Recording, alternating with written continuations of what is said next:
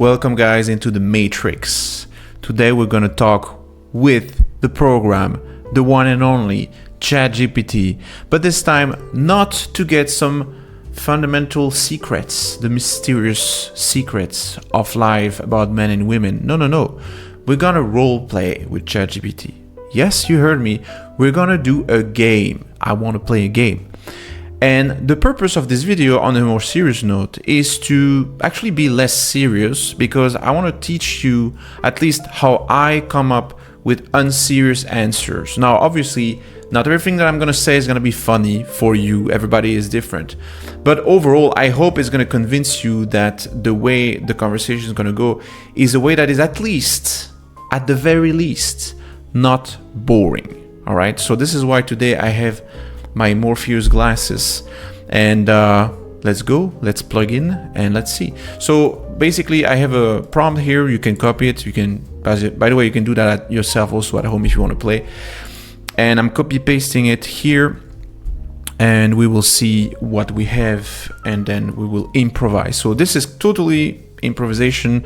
That's the goal, because we don't want to prepare ourselves. We want to develop a skill to be unpredictable in the dates, when you talk to women, when you approach, etc., so that you have that skill that you can then pull out at any time when you feel the conversation might be boring. All right, let me take a sip and we start. We're both sitting at the same long table in a cozy coffee shop. You're working on your laptop. I'm drinking tea and looking out the window. The place isn't too crowded, and we've made a brief eye contact once when you sat down. I glance over, then take a sip of my tea. After a moment, I look at you again. Me, the woman. Is the Wi-Fi working for you? Mine just cut out. All right. So at this stage, I wouldn't say immediately something funny or something like that. I would just answer first. So I would say probably something like, nope, mine is fine. But if that's a strategy to steal my data, you could have just asked. I would have given you. Now, important here is because it's written, I can't, I will not write the facial expression, all of that. I'm gonna say the things before I write them, which I didn't do now, but whatever. The joys of improvisation. I'm gonna say the things with the facial expression the way that I would say it, and then I'm gonna write it down and post it. Now, because I already wrote it, I'm just gonna do it now. So basically it's something like, nope, mine is fine. But if that's a strategy to steal my data, you could have just asked, I would have just given you. That's basically the attitude you want to have when you tease in general, is that you smirk, you show that you're not completely serious. Kind of a borderline between being an asshole and actually just showing that you're not completely serious in your assholery, okay? Boom. She gives a small smirk, then looks back at her screen briefly before replying. Haha, whoa, bold opener. Don't worry, your secrets are safe for now, she says. Now, what is she talking about secrets? So something doesn't make sense here. This is something you can do, by the way, is when something doesn't really make sense for you, don't hesitate to give her a little bit of shit about this. Something like, what secrets? Do you know more about my life than myself? Who are you really? I can push it even further, saying, who are you, lady? Who are those people? Is this a trap? You can role play like this a little bit. She raises an eyebrow, amused but playing it cool. I don't know, you tell me. You are the one offering up data to strangers. It's kind of like a dealer, I'm kind of dealing. So I have this image of the dealer now. So I can literally just say that, The woman says, not exactly, but I've seen Breaking Bad, if that counts. Well, funny coincidence. Maybe that's why I was thinking about that. I am finishing Breaking Bad right now for the 5th time. And I can actually say that. She finally turns a bit more towards you, mildly curious now. 5th time you watch Roma for fun or what? Yeah, yeah. That's what I do. I like to inflict pain upon myself. It's my little secret. Guess you know that one already, right? Because you know my secrets. Yeah, I love to inflict pain upon myself. Guess that's something you already know, given that you already know my secrets. She laughs under her breath, the first real reaction you've gotten. Makes sense now. You give off emotional damage but self-aware energy. Emotional damage. Just think about those things. Full of memes in my head. That's crazy. Yeah, so you give her... I do. I do that sometimes. People tell me... no... Sorry, because I started talking when I start recording. This is gonna be a messy video, I can tell you that already, so buckle up. Yeah, that's what women used to say. It's probably why I'm still single. She shrugs, a little more relaxed now. Could be worse, at least you're not pretending to have it all figured out. Yeah, that's right. You're actually giving me a vibe of a woman who has had those kind of men in her life. Like, maybe you're the one with trauma here. But I don't want to presume, obviously. She pauses for a second, then tilts her head slightly, skeptical but not offended. Bold and projecting? You a therapist on the side or just winging it? I can't disclose that information. This is for a very specific group of people, and if I were to do that, then I would have to take care of you.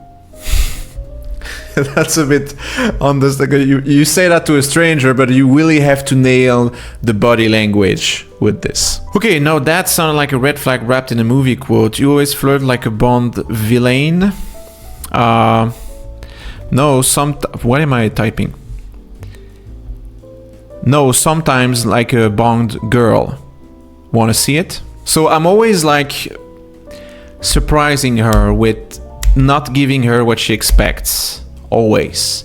Now, of course, I'm exaggerating this because this kind of looks like a, I don't know, like a sketch, you know, which doesn't look very realistic, okay, in a real life. It's realistic for texting, by the way, because in texting you have time to think. Usually they enjoy those playful banter by text. But when you're going to be face to face with a person, if you always do that, at some point there's going to be some pushback. She's going to be like, well, okay, but like, who are you? Are you still, I mean, you're funny, okay, I enjoy talking to you, but I still don't know who you are. So are you just like a funny guy, like a clown, or are you able to have a normal conversation? That's why at some point I will have to, I'll not do it here, but I will have to start answering her questions in a predictable manner, especially the questions that are important for her. Like, for example, if she will ask me, what do you do in life? Why are you here? Or something like that. But there's a way to answer questions, by the way, which is, if you want to have the balance between fun and trustworthiness, you answer the question first in an unpredictable way. So you're not really answering it, you answer in a false way. And then after the laughter or after her reaction in general, then you say the true answer to the question. That way you have that right balance. So for example, it's something like she tells you, what do you do in life? And then you say, well, if I had to tell you, then I would have to take care of you. Sorry. If I were to say, if she had to say, what do you do in life? And then I say, for example, sorry, again, she says, what do you do in life? I would say first, well, I could tell you, but that would mean I would have to take care of you after that. Then she laughs, and then you say, no, actually, I'm just working in IT. This is just my place where I'm relaxing, blah, blah, blah. Okay, so it's kind of like that little surprise and then reassurance right after that. So you have that level of trust, but at the same time, you provided fun. So that's a real nice gimmick to use. Obviously, if you use it all the time, they're gonna see that it's your gimmick. So be smart about this. All right. Now, wow, I just realized it wrote bonged girl. Tempting, but I'm trying to keep my brain cells today because of bonged. That's crazy. Anyways, I meant bond, not bonged, but I suppose you're right about preserving your brain cells. Yeah, I'm writing because I'm typing, because obviously it's not gonna work if I say it verbally. Sure you did. So now she's doing the thing to me. Freudian typos are still typos. All right, I suppose so. Damn, that's what mom didn't want me to know about my real daddy.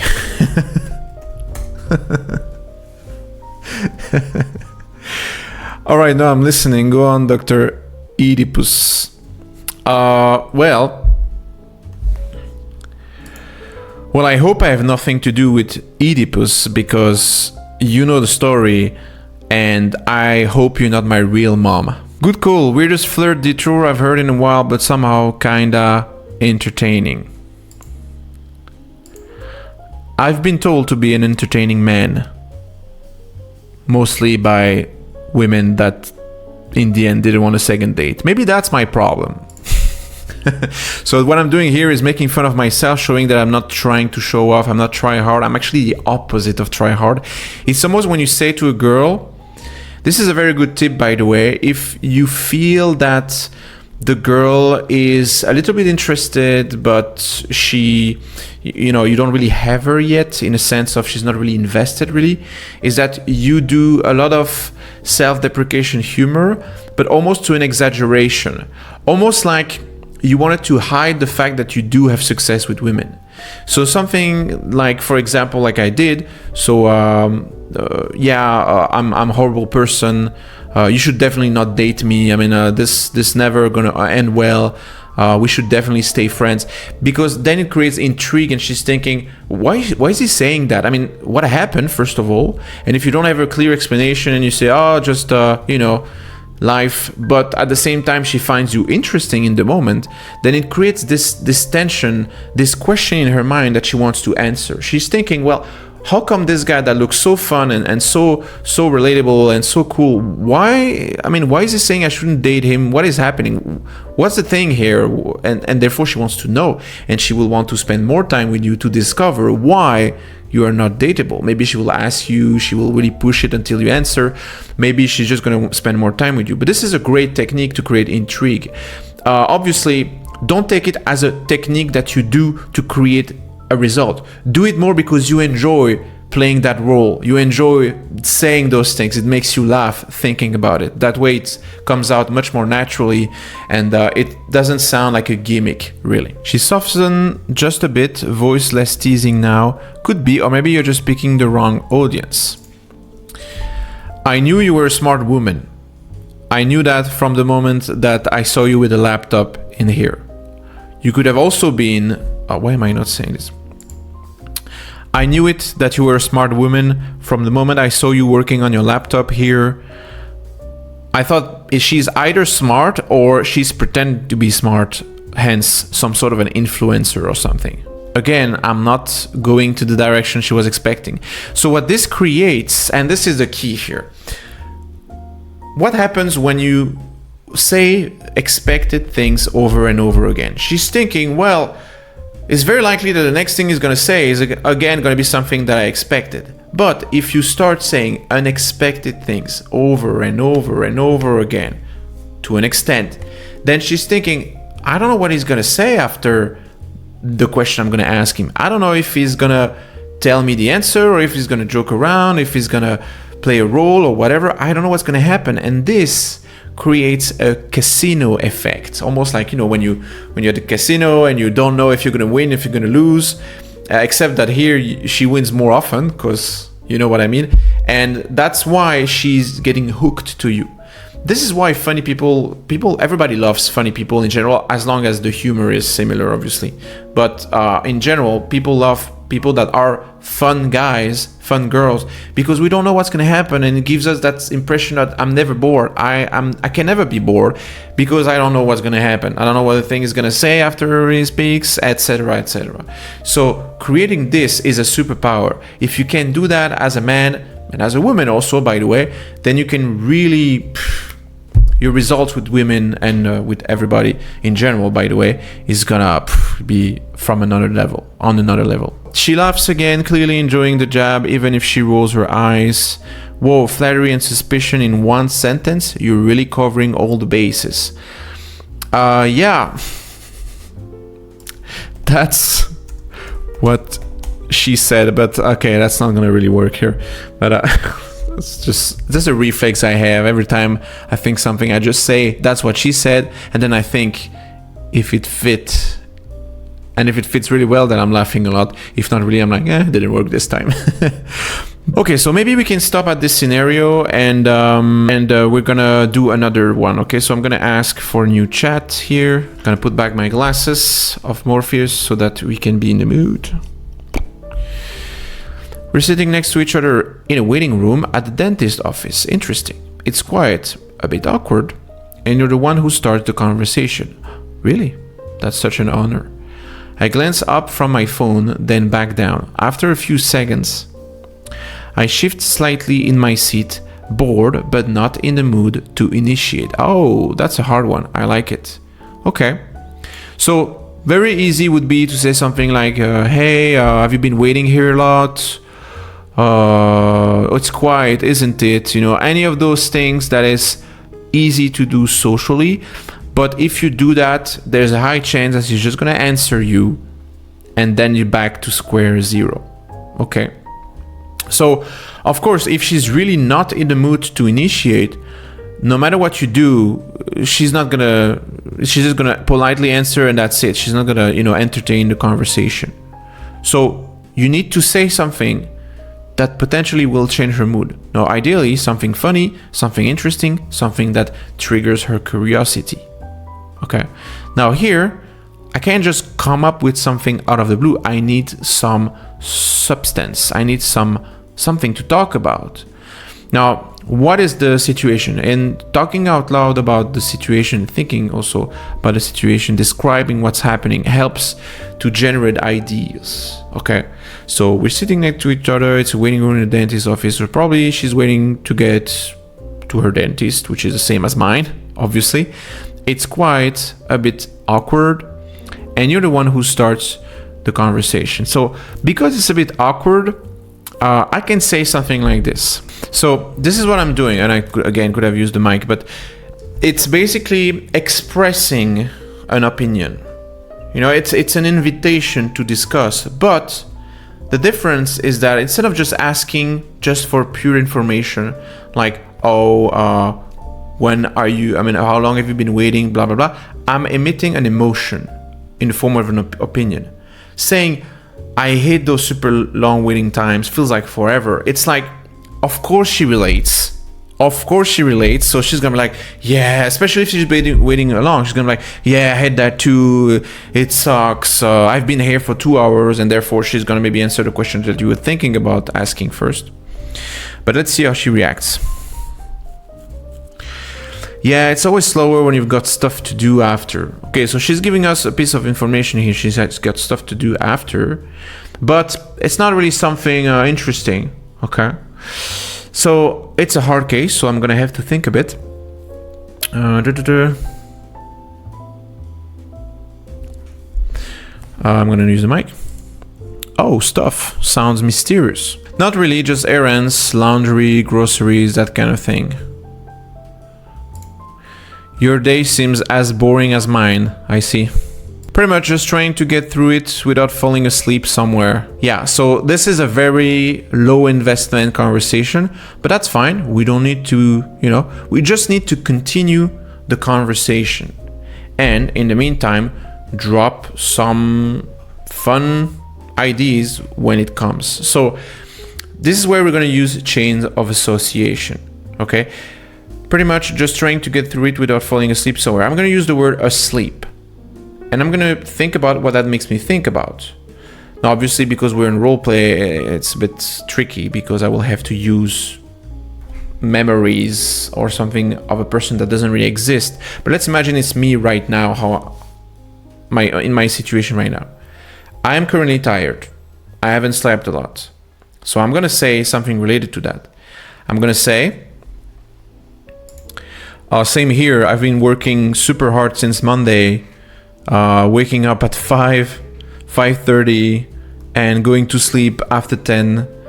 And I'm pretty sure that when I'm gonna see the doctor next, they're gonna roast me about this. So here what I'm doing is I just continue the conversation following the things, and I'm just sharing. I'm telling things about myself that maybe don't seem very interesting, but it feeds the conversation. It gives us opportunity to have more substance to make jokes about in the future. And the difference is that when I'm talking about it, I'm using emotions here. Working super hard. Also the way I say it, you notice like, well, I'm going super hard. Going to sleep after 10. I'm pretty sure that when I'm going to see the doctor next, they're going to roast me about this. It's like roast. We can imagine the doctor roasting you. It's a relatable experience. Okay. Why have you been doing this? You know, it's not good for your health, blah, blah, blah, blah, blah. That's a relatable experience. And so we're going to see if she bites on the bait. Damn, that's rough. Yeah, doctors love giving those little lectures, even when you already know what they'll say. Yeah, definitely. But that is what the answer she's expecting, right? She's expecting you to say what? To say, yeah, definitely, and what? So this is where we're going to use a few techniques, okay? Because we need some help here. She's saying that she has had that experience before. And so we want to extrapolate. So extrapolating here is what? It's saying something like, oh, you going to doctors often? It seems like you do. Seems like a relatable experience for you. Okay, something like that. Seems like a relatable experience for you, right? Are you one of those hypochondriac people? Nah, not really. I just don't trust my body to handle anything on its own. So I overcheck stuff sometimes. You could either just continue the conversation and sharing anecdotes about you until she opens up. That's a very powerful technique, by the way. Worked very well. I remember very well at one time I was in the bar talking to a girl that I just approached, and she was really not giving anything, a bit like that. And then I just started telling a story, full story, like with chapters, exaggerating here, but you know what I mean. And suddenly she was looking at me differently. She was enjoying it, and she get close to me, and I shit you not, she hugs me and then kisses me. I mean, I know it was a club, but still, you know, it's still impressive how she turned around completely. I was baffled myself. And it's just because in the beginning she was not impressed, probably in terms of looks. I was not really her type or something, not that bad, not that great. Then I asked her a few boring questions. She was like, yeah, okay, yeah, no, whatever. What else you got? And then because I started to tell a story in a compelling way, blah blah blah blah blah blah blah blah blah blah blah blah blah ha ha ha. She was like, whoa! She was getting fed information about me that statistically was increasing my value. Some of the things I was saying, the way I was saying it, the vibe was increased in terms of value, and that is why she started to kiss me at some point. She was like, all right, maybe she wanted me to shut up. I don't know, but that's what happened. And so what I'm gonna do here. So that's the first thing you can do. You can start sharing. The second thing you can do, you can go meta. Going meta basically means you look at a situation from an observer, and you look at that and you're like, well, it's two people in a waiting room. One is trying to do conversation because he's bored and it takes so long. The other one barely answers. She's like, you know, she's answering, but not that much. So she doesn't look like she wants to be friends. She doesn't look like she's interested in asking questions for him. So she probably has either already a boyfriend, or she's just not interested in him. Or even if she is interested in him, maybe something's happening in her life, etc. Maybe she's having a bad day. Maybe she's having a bad week. Something like that. And so by going meta, you can conclude that there's maybe something going on, because I had to take a step back to realize, in that context, it's strange that she doesn't want to do conversation, because I was not pushy or anything. I'm just sharing, and she doesn't really share anything. So it seems she's not having a great time. All right.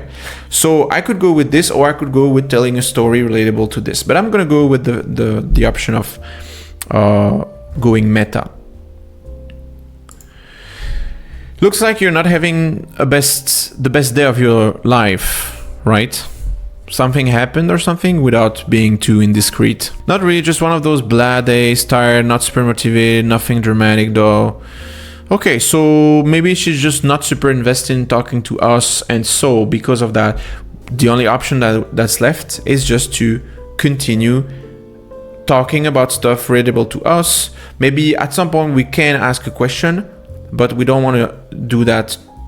It's like almost like a bonus. I mean, it's a joker. Okay, so really, if you don't know what, you guess something, you say something about, you ask her a question. You look like you work in a high management of a very big company or something, and you give me that vibe.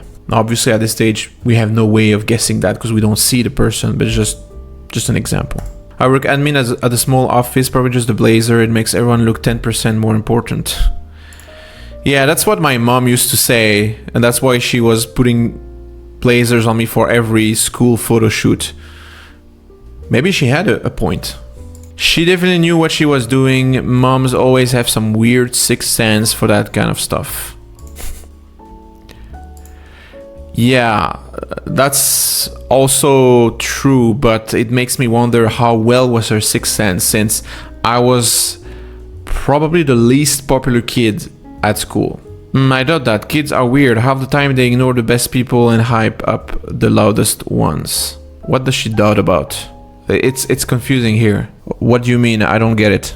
Just that being popular in school doesn't really mean much. A lot of quiet or thoughtful kids get overlooked, while the loud or flashy ones get all the attention, even if they're kinda annoying. Very true. Very true. So, which one were you? I mean, don't tell me. I would guess probably the quiet one.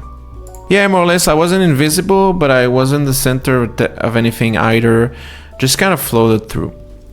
Okay, so at this stage, I have to make an important comment, and we're going to end the video with this, is that I tried to make her open up. I tried to tell stuff about me. I tried to guess stuff about her, but she still answers in a very cold way. And so this is the moment where, even if I was interested initially, maybe, I'm not here to torture myself with a person that maybe is not open to talk to me at all.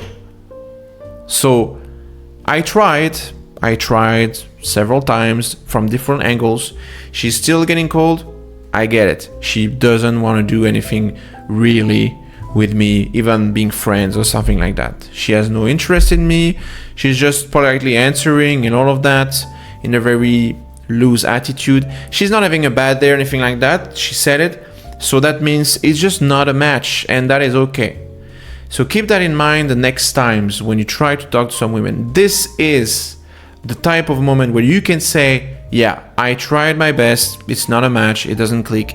Have a nice day. Go on with my day and bye. No, obviously it's a dentist appointment. You're not going to leave, but you know what I mean. So this is typically the moment where I'm just going to pull out my phone and go back on my phone and do whatever I was doing anyways. Right? And if she maybe feels like an ass, or she's like, oh, he stopped talking to me, maybe she's going to start asking a question, because she's going to see that I pull on my phone or something like that, because she's going to feel maybe bad about this, maybe realize that she was cold, she didn't realize it before, etc., etc. Right? So that is for today. Apologies in advance if some parts were a bit messy, but because it's full improvisation, it's the consequences of live, even if it's not live. And if you have any questions, if you want to know anything else, let me know in the comments, and I will see you in the next one.